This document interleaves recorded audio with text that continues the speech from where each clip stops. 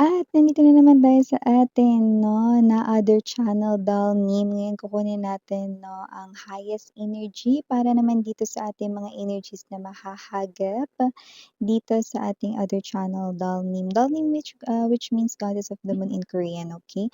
So wala tayong gender dito ha, babae, lalaki, LGBT, lahat ay welcome, okay? And possible din na mag-switch ng roles, general reading kasi ito. And at the end of the day, lahat ay may free will na free mong gamitin anytime, anywhere. If hindi mo pa knows, mayroon pa tayong main channel, link down below lang sa ating description box. Channel's name ay The High Priestess. Okay? So let's take a look at what do we have here for you guys. Thank you so much, Archangel Michael, guardian angels of collective and their ancestors. Can we get today's reading for this channel, please? Thank you so much everyone sa inyong walang sawang love and support for me. Let us see.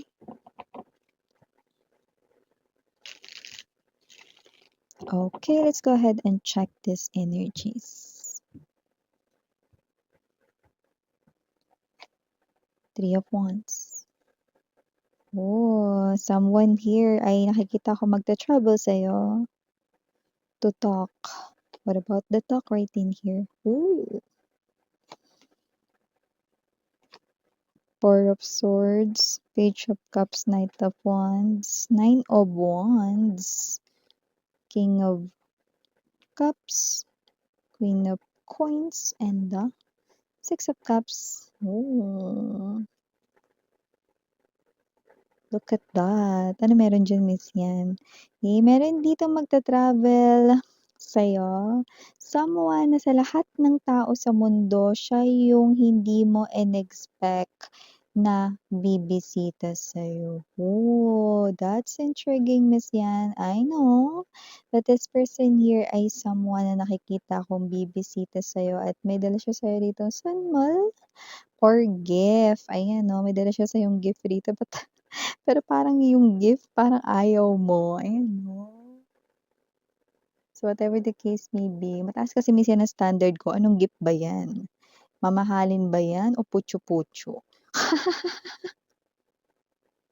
Ewan ko lang pero nakikita ko rito ikaw ang humusga kung ano na ba ang para sa'yo, no?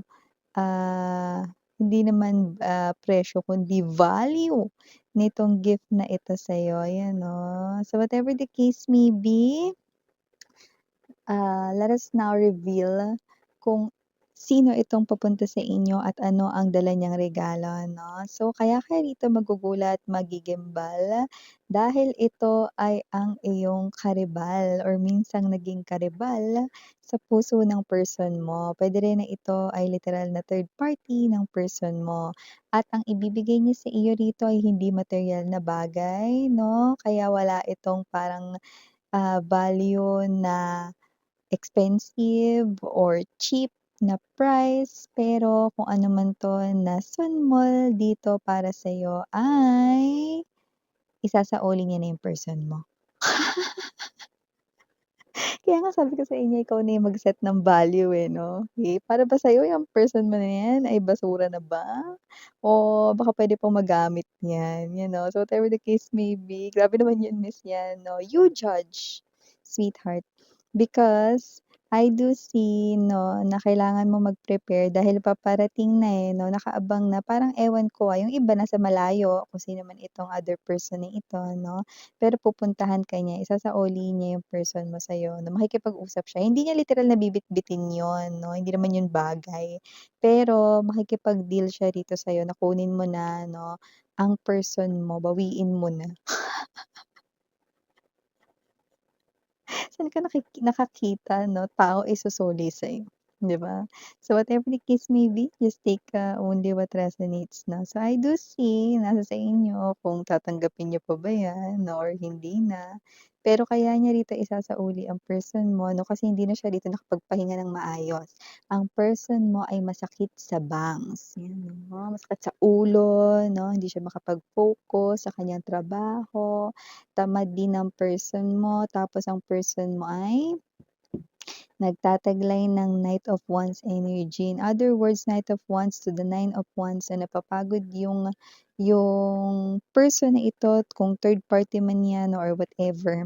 I mean, whoever, no? Etong person mo kasi ang daming kinakausap online, no? Dami ditong ibang mga babae or ibang mga lalaki rito, no, nakausap, no? Parang kulang na lang gumawa siya ng group chat. Kaya kasi naman 'tong energy na ito 'no, nakita niya ng malinaw ang true colors or tunay na pag-uugali ng person mo. Kaya ayaw niya na, "I quit. Hindi ko pala gusto itong person mo, isasauli ko na siya sa'yo dahil ayaw niya namang umalis dito sa poder ko, kunin mo na lang." 'Yan, oh. Bakit nga ba? Ayaw umalis ng person mo sa poder ng third party.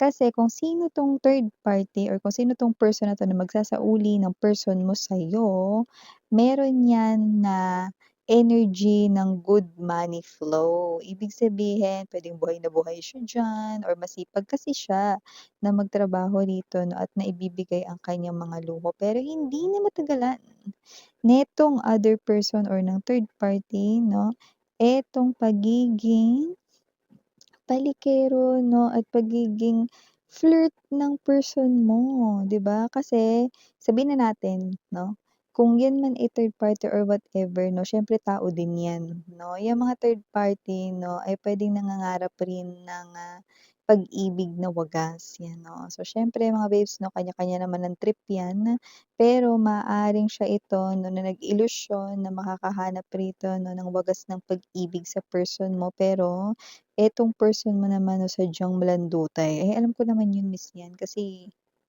yun din yung naging dahilan kung ba't kami naghiwalay, eh.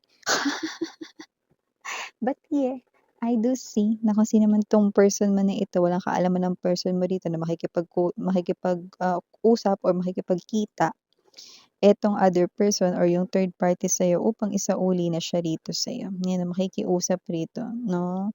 So whatever the case may be, may energy rito ng pagpapakumbaba at hindi ito pakikipag-away na schedule ng kanya ritong alis 'no. Okay, so whatever the case may be, nakakita rin ako rito ng apology at paghingi ng tawad. Hindi mo man yun kailangan or kailangan mo yun, babanggitin yun ng third party or ng third person dito yung sorry, okay. So, nakita natin dito 'no, na yun ay isang klase 'no, ng matibay na communication. So, bagay lamang 'no, na hindi yun mawawala sa kanyang mga babanggitin sa'yo, yung sorry at yung paghingi ng tawad sa'yo. Okay, pero ulitin ko lang labas yun sa kung kukunin mo ang person mo o hindi, okay. Kasi kahit yung third party alam niya rito na hindi naman niya puwedeng 'pag sinabing, "O, uwi ka na dun kay ano, kay collective," eh, mapapakiusapan niya ng gano'n yung person mo, siyempre may sariling isip din yun, 'di ba? Pero nakikita ko rito na dahil nga parang pagod na pagod at ubos na ang pasensya ng third party sa kanya, eto't pupuntahan ka na. Parang energy nito is, "Tulungan mo naman ako," eh, ano, parang parang ang dating niya rito 'no is nakikiusap na nakikisuyo na tulungan mo siya, okey. Pero may energy naman dito na parang gusto rito 'no, na kampihan ka ng third party kasi hindi naman niya rito pinipilit kung wala ka naman ng nararamdaman, ayan 'no. Parang dito kasi very helpless lang siya, tsaka kung third party siya lalo na yung parte na yun, nakita ko rito na puwedeng wala siyang friend or yung friend niya rito ayaw siyang tulungan kasi nga ganyan yung life na ni-lead niya 'no. So, parang yung mga friend tutol din 'no, yung mga friends niya tutol dito sa ganitong mga gawain na ito 'no, na nakuha sa agaw yung person na 'yan 'no, nakarma, parang mga gano'ng klase ng energy 'no. So, I think the third party is a loner or might be someone here na hindi naman introvert 'no, might be someone na na-judge siya dahil nga sa mga ganyan, okey, na nangyayari sa kanyang life. Alam mo naman 'no, human beings by nature, marami talagang opinion, feedbacks at mga sinasabi, okey, na nakakaapekto talaga sa isa't isa. So, maliban din diyan, may energy rin po rito with the King of Cups 'no, that if ever man na gusto mong kunin pabalik 'no, ang iyong person dito, babes 'no, siya pa mismo ang magbabayad ng mga gamit, mapa-deliver lang sa'yo, yung shipping niyan, lahat-lahat na. All in na makaalis lang talaga sa poder niya ang person mo. Kasi nga yung person mo 'no, parang ang sakit rin sa bangs talaga ng person mo nung time na kayo pa, eh, 'no?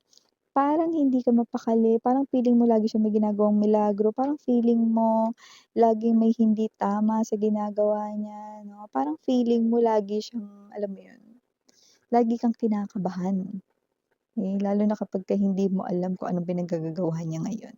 So, I do see that for a lot of you, okey, maaaring ayaw niyo na talagang kunin 'to pabalik. Kaya nga nung umpisa pa lang sinabi ko na agad sa inyo, 'di ba, na ewan ko lang kung tatanggapin mo yung regalo.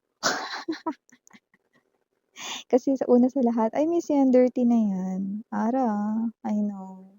Pero 'no, ito pa rin yung mangyayari kasi ito yung pinaka natin dito. Expect na lang din the unexpected kasi marami sa kanila rito yung talagang pupuntahan kayo, kakausapin kayo. It's not just online. This person here, sasadyain talaga kayo dito. Kasi 'pag online, ang person na ito ang nasa isip niya, isha-shutdown niyo agad, eh, yung conversation, eh. So, I do see that this person here 'no, there's a high chance that Ace of Swords ay ang energy ng travel to talk.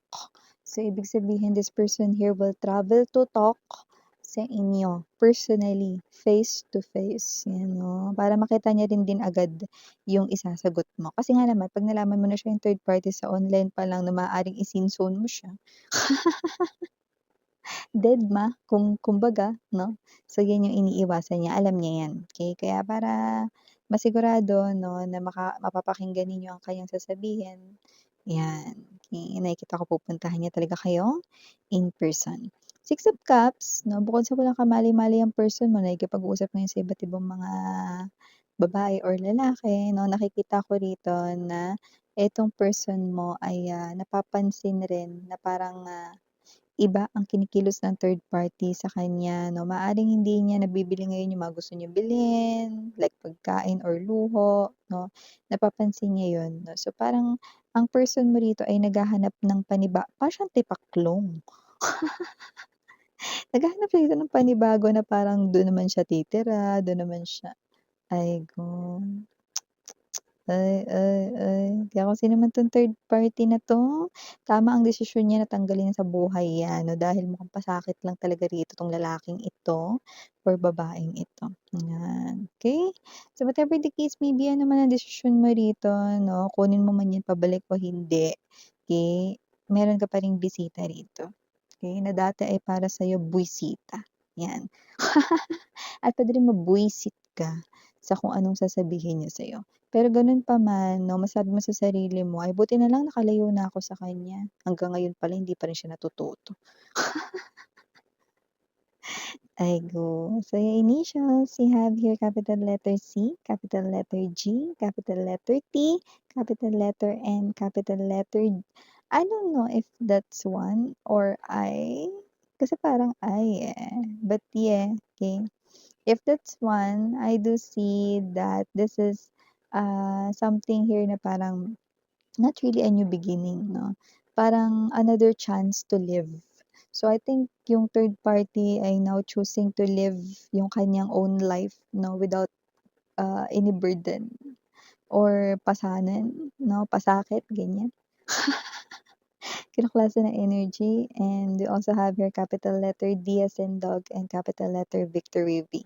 For small letters, we have A, C, Q, E, Y, and last but not least, U. So, ito yung mga mensahe na nakuha ko para sa'yo, mahal. Again, I'm Yuriana, and for the girls and yan, nandun na for the boys. Sarang, love and light, hidra. Annyeong.